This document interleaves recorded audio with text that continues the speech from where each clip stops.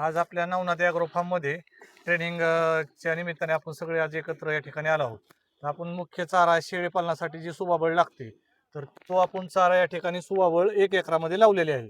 तर ते सेवागरी नर्सरी फलटण या ठिकाणी सीताराम दंडिले ह्या ठिकाणी आपण त्यांच्याकडून सुबाबळीची रोपं घेतलेली आहेत. त्याच्याबद्दलची काय अधिकची जी माहिती आहे ते प्रत्यक्षात स्पॉटवरती आपण व्हिजिट करतोय आणि त्याच्याबद्दलची पुढची जी काय माहिती आहे ते तुम्हाला देतील.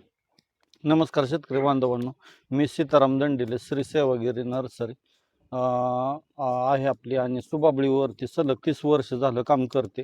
तर हे संकरित व्हरायटीची सुबाबळ आहे. जसं की तुम्हाला मगाशी तुम्ही म्हणला काय नक्की फरक, तर आज आपण ह्या प्लॉटवरती आलेलो आहे आणि हे संकरित सुबाबळीबद्दल तुम्हाला थोडक्यात मी माहिती देतो. ही जी सुबाबळ आहे संकरित, ह्याची प्रत्येक 1.5 महिन्याला छाटणी होते. सुरुवातीला हे तुम्हाला रोप दिलं जातं 2.5-3 फूट उंचीचं दिलं जातं. असं 4x4 वरती लावायचं आहे किंवा 5x5 वरती पण तुम्ही लागण करू शकता.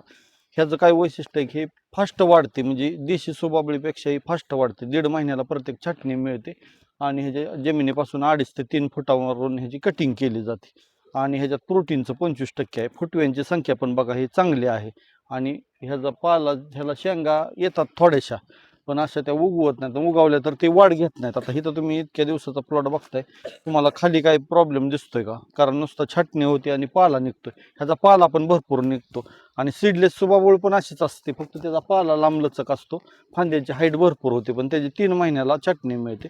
त्याला शेंगा येत नाही, थंडीमध्ये चिकटा येत नाही. ही संकरित सुबाबूळ असल्यामुळं ह्याला तुम्हाला एका शेळीमागं 5 रोपं लावली तर 4 किलो पाला 10 पैसे किलोनी उपलब्ध होतो. आणि आज आपण हे अजित चोरटे यांच्या प्लॉटवरती आलेलो आहे. नवनाथ ॲग्रो गोट फार्म तो आहे, कारण त्यांनी ते भरपूर वर्ष झालं याच्यामध्ये काम करतात आणि त्यांनी त्यांच्याकडं जर 15 ते 20 दिवसाला ट्रेनिंग होतात आणि ह्याच्यातून शेतकऱ्यांना मार्गदर्शन पूर्ण केलं जातं की सुबाबूळ कशा पद्धतीने लावलं पाहिजे, शेळी कशा पद्धतीनं तुम्ही शेळी पालनामध्ये काय काय काळजी घेतली पाहिजे आणि चाऱ्यावरती खूप म्हणजे यांचा हे प्लॉट आहेत स्वतःचे आणि शेतकऱ्यांना दाखवण्यासाठी पण आहेत. कटिंग ही करून दाखवणार आहे तुम्हाला. आहे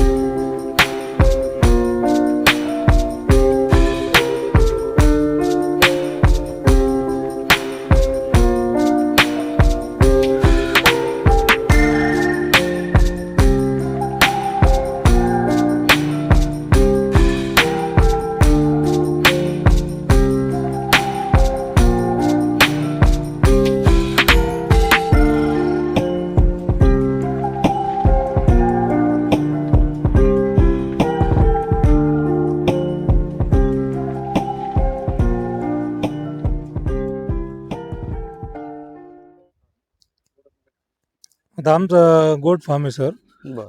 तर त्याच्यामध्ये आता आम्ही रेग्युलर चारा बकऱ्यांसाठी करतोच, काही मका असेल किंवा काही सुका चारा असेल, परंतु त्या चाऱ्याचा खर्च आणि जर आपण हा सुबाबळीचा प्लॉट समजा उभा केला तर त्याच्यामध्ये ज्या इतर गोष्टी असेल, परंतु जर आर्थिक बाब जर बघितली तर त्याच्यामध्ये किती फरक पडेल?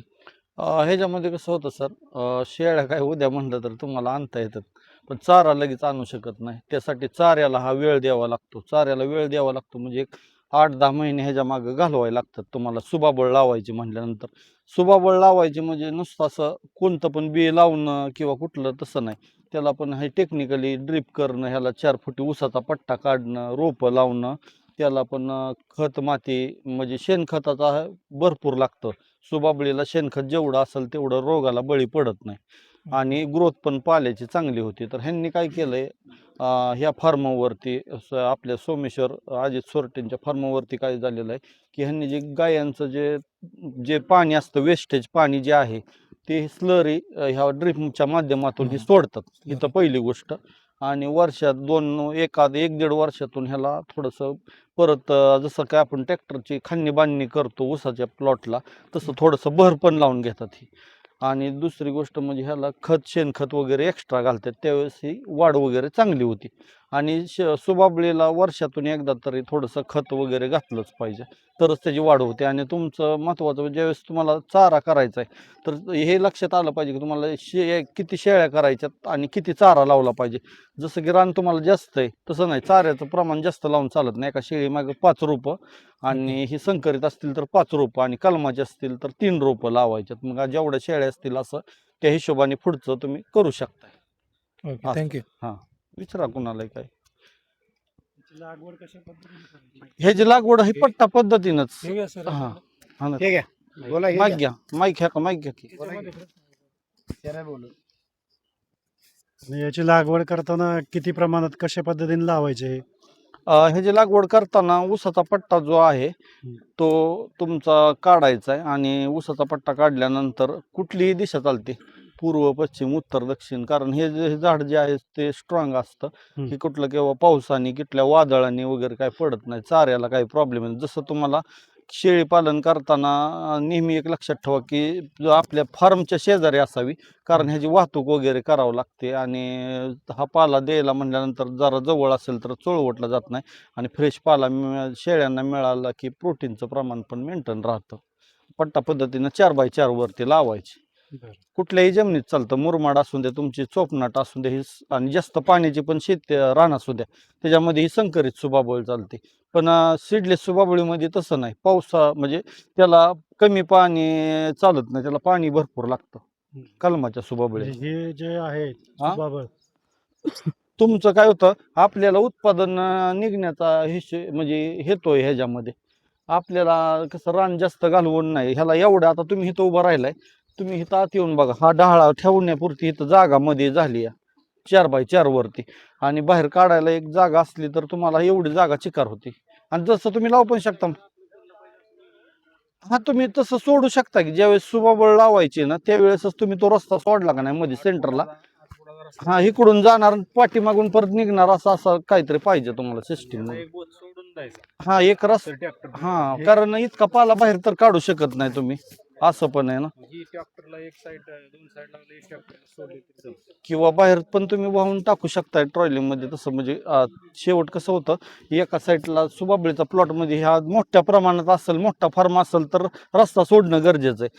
छोटा असेल तर मला नाही वाटत काय एवढं गरजेचं आहे का नाही. हा, छोटा असल्यावर काय गरज?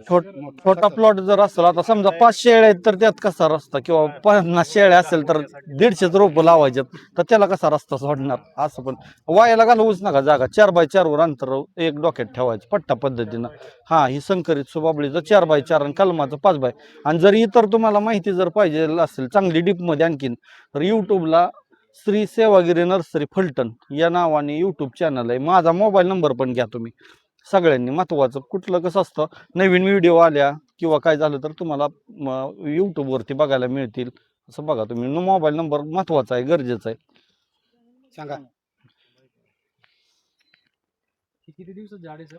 हे 5 वर्षाचा पूर्ण हा प्लॉट आहे. मग बघा, हा 99, हा हे काय सांगतोय, 99 21 परत 99 20 61.